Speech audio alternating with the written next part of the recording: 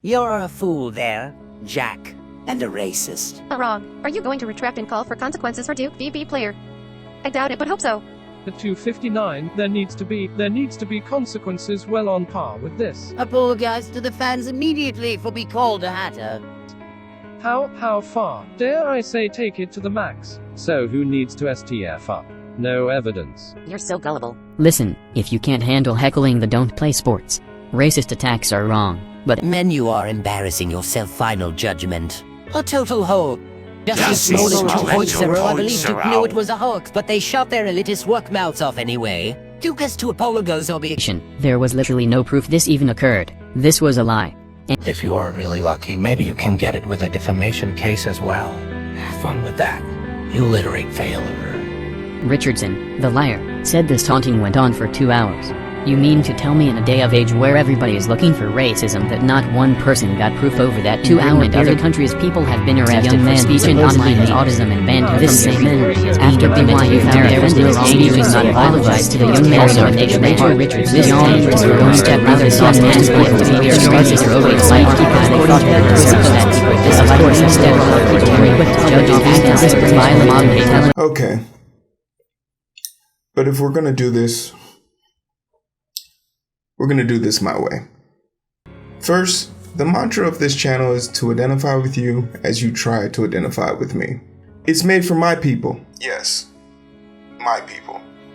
And if you have to ask, the chances are you're not one of my people. How do I find time in between my busy schedule where I work in healthcare, have a job on the side, maintaining my stock portfolio, having to run a live stream on coding, and at the same time make space for having a whole entire podcast about the news? It's through hard work, something 90% of you all know about. Now, for all of you that don't know, creating content is something I take pride in. It's something that I also do alone.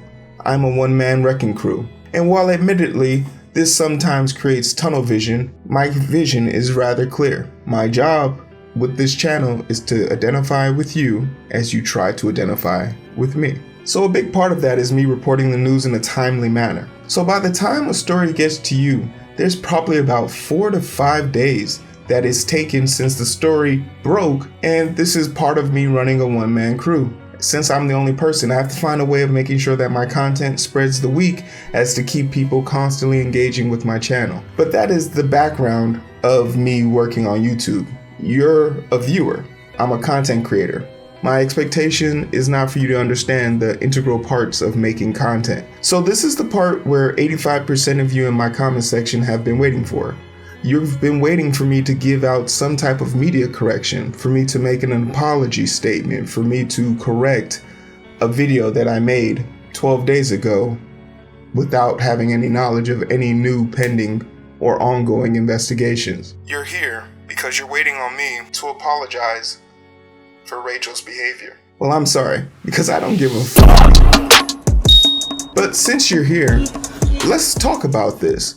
My name is Heero. This is the Identity Booth. Let's talk about how one accusation from Rachel Richardson is not a complete condemnation of the whole entire white population, and how one person being absolved of saying racist remarks is not a blanket statement for every other racist action that's taking place in this country, in this state, in this town, at this university.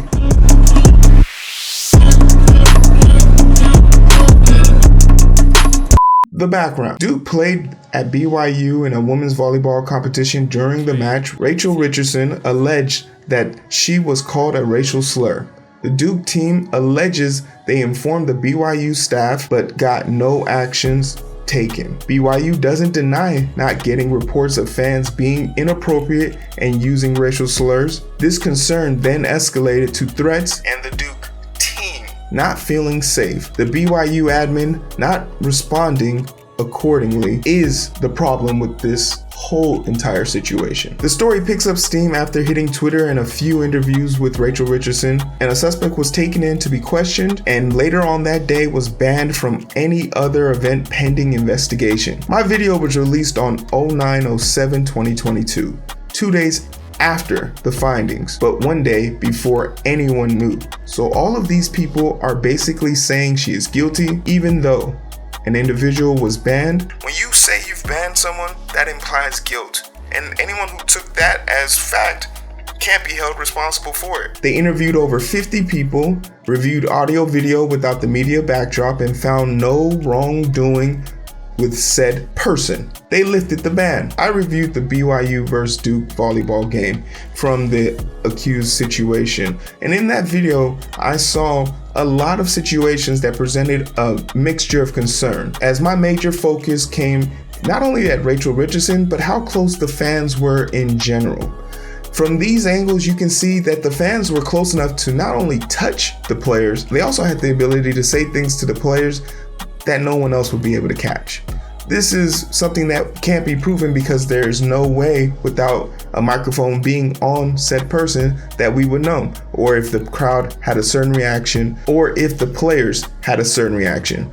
There was this one time where multiple players were caught looking at the student section, which gave me a reason to dig deeper into it. But once again, without there being a firm audio track with basically a mic of this quality in their face, there's no way to prove that anything bad happened. For you to sit here and assume that these players are lying implies that you think everyone in the crowd is being honest. What justification do they have for being honest to you? What justification does anybody have for being honest? We know people that go to jail for lying all the time, and we got a few people we hope will go to jail for lying in the near future. But if there's anything that I want you to be able to derive from this video and all these pictures, is that BYU didn't have an appropriate response. At one point there was a security guard brought in, but for the vast majority of the game, especially after Rachel Richardson's finished her servings, that same police officer was nowhere to be found. But let's assume this investigation is over. Rachel Richardson never made an accusation about who said what. That was BYU who pointed to the crowd and said that this was most likely the person who did it. Furthermore, BYU presented someone they thought committed a crime. That person was found innocent. All is done. Great, right? The expectation is to move on here, right? Interviewing 51 people out of 5,000 at this packed event is admirable, but is that really enough to say that your investigation is finished? If you can say that all of those things are okay and that you're happy to have this investigation closed, why is it your immediate reaction is to then harass Rachel Richardson for making an accusation that, no matter what side you're on, can't be proven? Why is your immediate reaction not to just be satisfied that no one got in trouble and that the school, BYU, will do better in the future? So the athletic director says. Why is it a black person accusing a white person of racial injustice is so triggering to all of you? You want us to stop talking about racism like sort of how you want us to stop talking about police killing black people. Because when we said police, please stop killing us, you said they aren't. Then body cams proved they were, and you said comply. Then George Floyd complied till his death while handcuffed and a man kneeling on his neck for over 9 minutes and 46 seconds. And then you said stop burning down targets. I swear I hate all of you. And I can hear you now saying, but BYU found no evidence. Are you sure about that? BYU, is that you? Is that your own students at the university pointing out how difficult it is to be black on that campus? The administration is willing to admit that they have a racial issue on campus, documenting and admitting to students using the N-word freely in class discussions, and no one's saying anything, not even the teachers. This student said, and I quote, "I got baptized in racism when I came to BYU." There'll be more on the religious side of this in a little bit, because that part is wild. Because there is plenty of evidence. Is BYU, where the minorities make up less than 3% of the total population but still account for the disproportionate amount of police stops, abuse, and systemic racism in that state. Is BYU, where race-related complaints second only to sexual assault on campus. Racism is so ingrained into BYU The black students believe that the teachers might even have some form of coalition on how to jointly respond to racism whenever a report is given. And it all amounts to them just gaslighting their black students, saying things like, "Are you sure that's what they said? Do you think they could have meant it in a different way? Is this really something you want to bring attention to in the middle of your very difficult semester?" These are all forms of gaslighting students into believing that their complaints are not valid. But this doesn't just end here. Utah has a long history of mistreating not only black people, but black women in particular. For example, the first black woman to ever enter the state of Utah, fondly called Aunt Jane by her eternal slave master, Joseph Smith. You know, the same Joseph Smith that made the religion Mormonism, that one. Oh, and don't worry, we're going to talk about Joseph Smith because he is one hell of a character. During this winter, her and her husband managed to survive the winter by having a strict, low diet and making sure they managed whatever they could scoundrel up to survive the brutalness of the winter. But in 1849, Eliza Lyman, a white woman who was a neighbor of Aunt Jane, knocked on her door and begged and pleaded with Aunt Jane to give her some food as she had ran out and she would surely die if she didn't have any food for her and her family. This prompted Aunt Jane to send her husband to California to go recover food, and while doing so, split half of their rationed food already with their neighbor. And in this trial, she decided to ask Joseph Smith to grant her an eternal seal, which is basically some belief that if you get this seal before you die, you won't become a slave in heaven. You'll basically get to remain married to your partner. What? She was denied this by Joseph Smith not only once, but twice. She wouldn't be granted this seal until 1979, long after Joseph was assassinated in 1844 by an angry mob for stealing other people's wives, destroying a printing press, for bringing a bunch of weirdos into Navajo, Illinois, trying to overturn the local government, and sexually assaulting kids, his youngest wives being 10 and 14. Yikes. And let us not forget how adamant he was about racism, to the point where he had Ku Klux Klan members basically running his whole entire religion, as we learned through examining the great brother Booker T. Washington's studies. Basically, a man drowning in racist antics created a religion, found that black people wanted to join this religion, and basically said you can't really join the religion because you have the curse of Cain and Ham. And when they asked what this curse was all about, it basically came down to the color of their skin, and said that there would be no real way for you as a black person to get to heaven because you're black. So you need to be a servant, and that way a white person will accept you as long as you serve them for eternal life in heaven. And let us not forget that Joseph Smith was so widely hated that his ops broke into a jail in Illinois, murked his ass, then turned himself in for murking Joseph Smith, and the police let him go. That's just how much people didn't like this dude. We're talking about BYU, a school that has such a profound racial backstory that other colleges with racist backgrounds are saying that they're too racist for me and we're not going to expose our kids to that. So with all of this that I've said thus far, why is it so difficult for you to believe that there's just one racist fan at BYU? Now, let me be clear. I do believe the truth matters. And if Rachel Richardson comes out and says that everything up until this point was a lie, that she told a falsehood, she did it for XYZ, yeah, I'll condemn her. Not a problem, because that's the news. But for you to sit here and expect me, a person who has no type of ties to Rachel Richardson other than the fact that we're both black, and that is the only thing that you can equate me and her having as the same, for you to sit here and think that I'm going to apologize on her behalf is dumb. You would have a better chance of winning an NBA championship in 1997 than getting that apology from me. I know, it sounds crazy.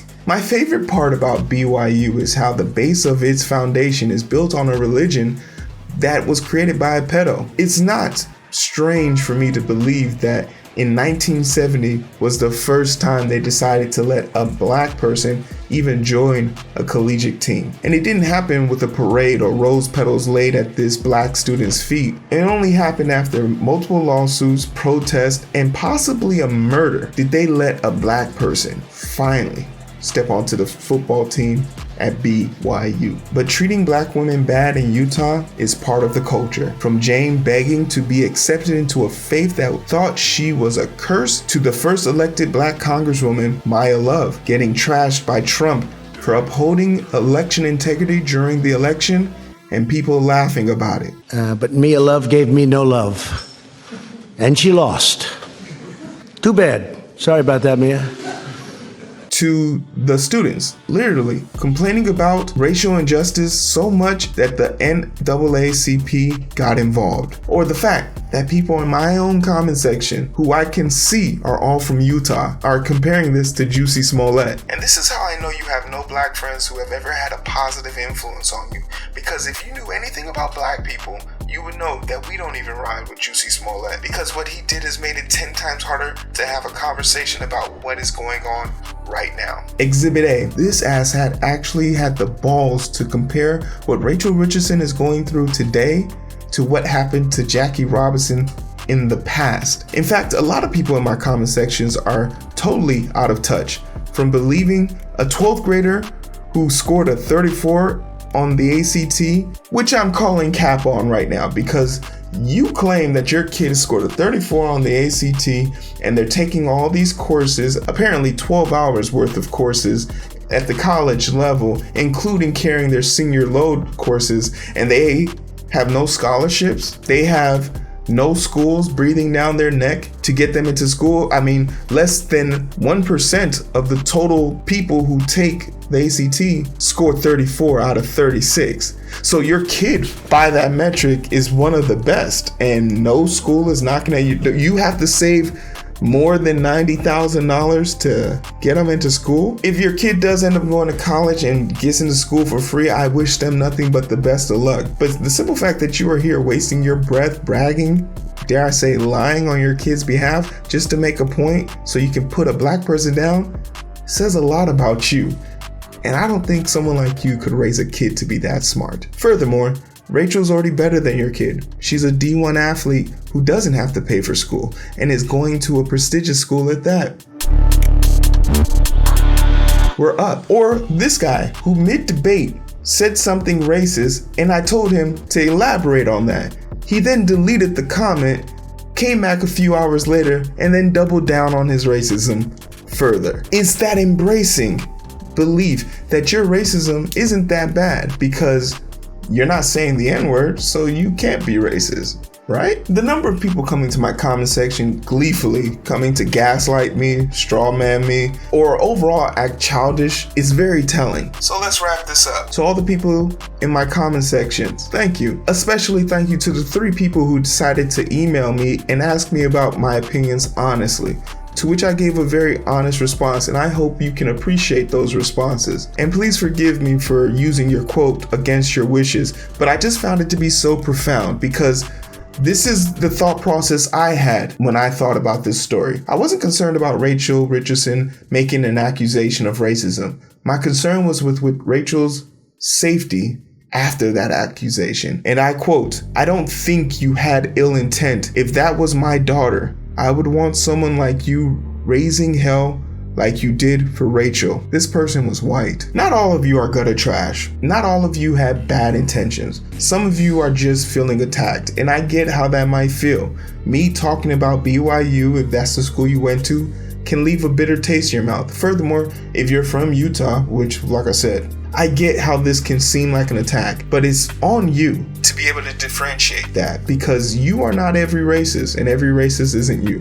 In fact, you're just who you are, and your actions will define how people like me see you. But if you came here expecting me, a black man, to somehow railroad a black woman who made an accusation about a school that has a history of racist actions, and you want me to somehow, some way justify your racist antics by condemning her, you came to the wrong channel. You might want to try ABL or any one of these douchebag channels. They're perfectly fine condemning their own. I'm not. Because as a former high school athlete, collegiate D1 athlete, and professional athlete, I don't need Rachel Richardson's testimony to justify my belief that BYU probably has one racist student there. But I will leave you with the one example that always sticks with me whenever I talk about racism in sports. I'll talk about how a coach asked me after having a Confederate flag thrown at my feet, "Heero, do you want to win the game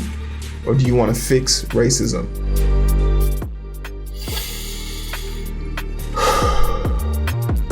Well, I'm doing both right now. Thanks for watching.